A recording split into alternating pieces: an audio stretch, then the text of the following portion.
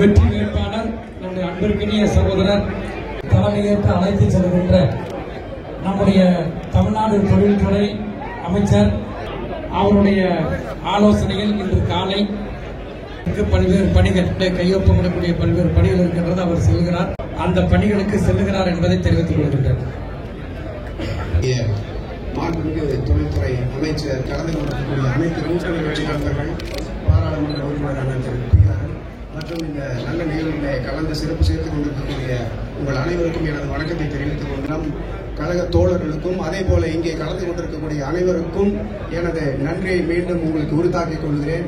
அதே போல மனு தாக்கல் முதல் படி, அதனால் நீங்கள் அனைவரும் தவறாது கலந்து கொண்டு சிறப்பு சேர்க்க வேண்டும் என்று கேட்டுக்கொள்கிறேன். இதே